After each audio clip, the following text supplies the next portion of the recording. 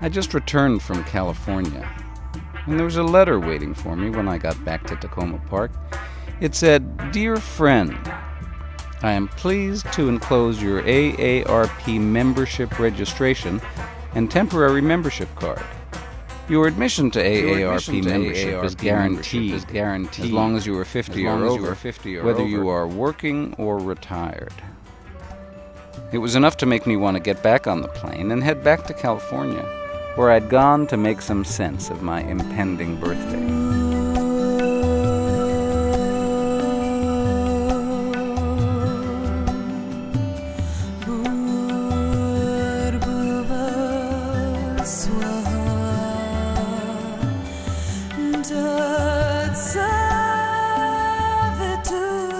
For me, California is about the light. It's a point of view that fights against the injustices of getting older. If we take enough vitamins and drink enough coffee, we can live forever.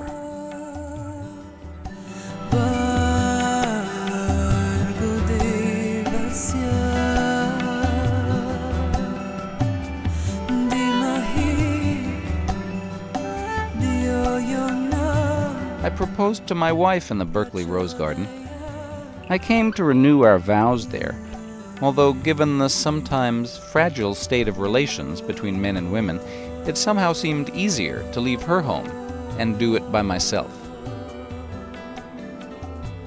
I remember sitting her down on a bench in the Rose Garden, asking her to marry me, and in my mind it meant that somehow we'd get back to California to live our lives. We never have.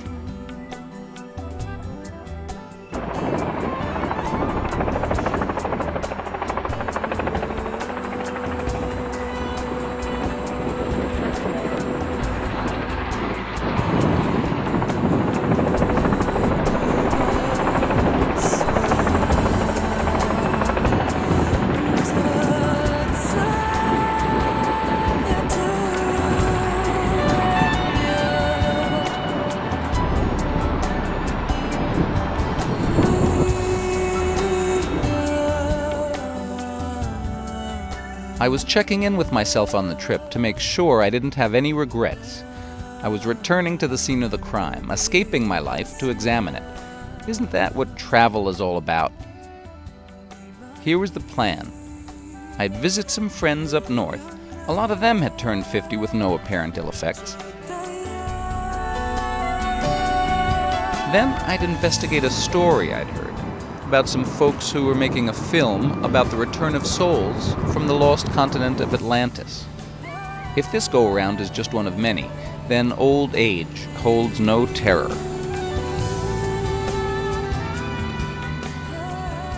In any case, when I was finished, I wanted to make sure I was comfortable in my skin for my assault on the next 50 years.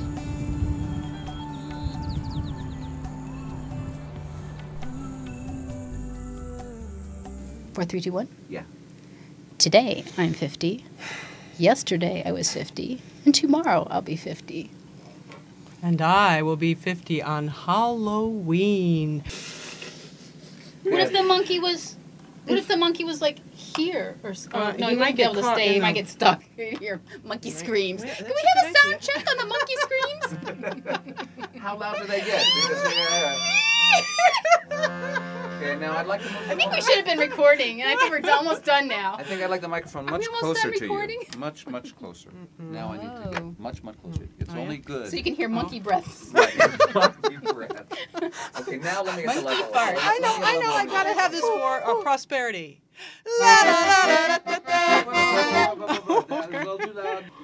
Ooh, 50 times. 50 more times.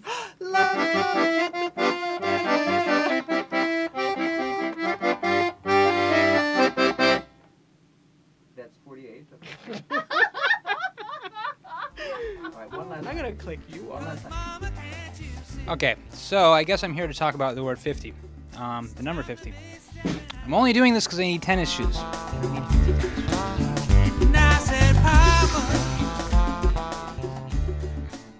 That's Adrian, and a song he wrote. I met Adrian's dad, Tom, 26 years ago, when A was just 3. Tom moved to Japan. He came back home to California one Christmas, and when he died, there was apple pie all over the highway. Tom was the guy who was never going to get old. He was going to stay young for all of us, and now I guess he really will. Adrian picked up a lot from Tommy. I'm gonna spread my wings and fly. If I die, I die. But I'm stepping out. He never really got past 18. And pulled it off. He was actually 48 when he died. He did not make 50. Look at that. That's a pretty cool number. Yeah, half of a century. Yeah, didn't make 50. Which is entirely appropriate, because like I said, he never really hit 18. And my dad as an old man would have been a weird thing. I mean, I still miss him. I still talk to him. But, from his point of view, it is entirely appropriate that he died before he hit 50. My dad should not be 50. Oh. Oh, come on.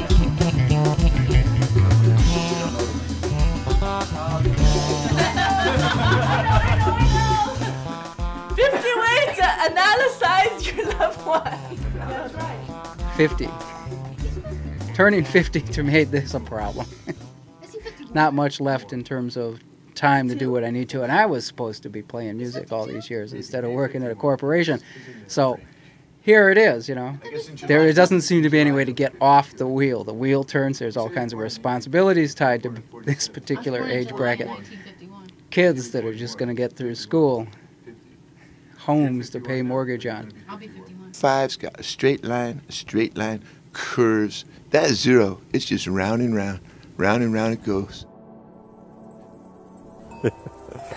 Okay, this is a crystal skull, and I'm involved in a movie project that will feature crystal skulls and their relationship with Atlantis. And there is a prophecy that there were 12 crystal skulls that scattered from Atlantis, and when they reunite, that there will be a change in the Earth's vibration, a change in the energy of the Earth, and it will help advance mass consciousness.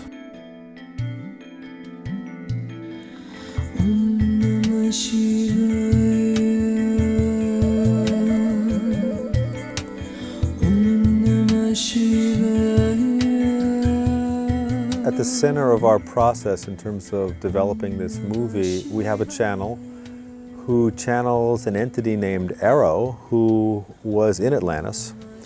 And we run everything by the channel. And in fact, the channel was the one that said that this crystal skull was about 400 years old.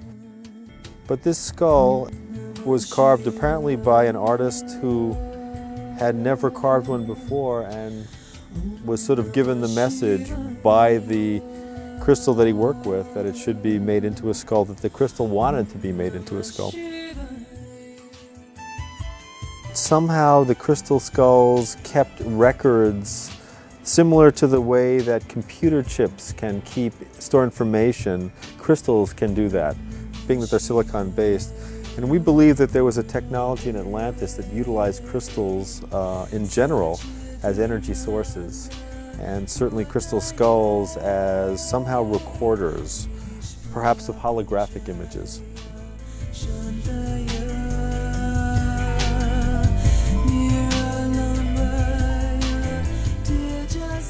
And it may very well be that we are those same souls who perished earlier. Do we have contact with Atlantis? I think so. We like to think that the characters are coming to us so that we can tell their story.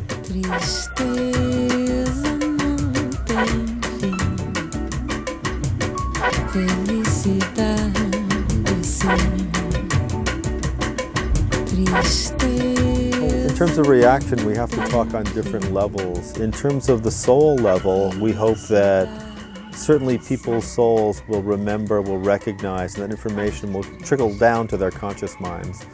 So many people believe in so many things that this is not that far-fetched a thing, that legends perhaps are based in some kind of truth, and this is a legend that will not go away. And we think it is very pertinent to American culture today.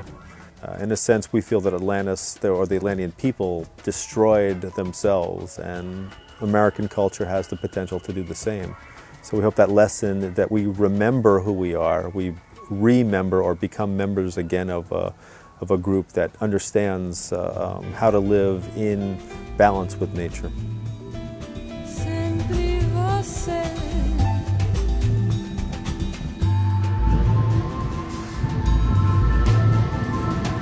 Na solidão dos pensamentos, sempre você.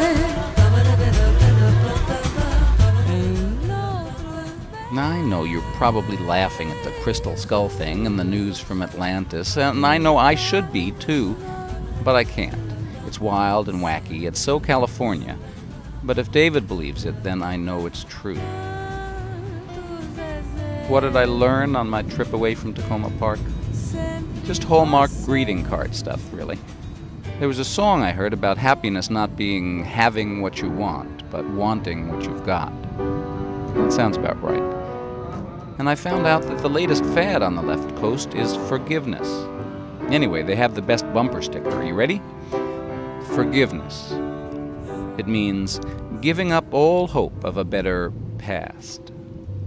Set it to music, and it's a sentiment any 50-year-old could dance to.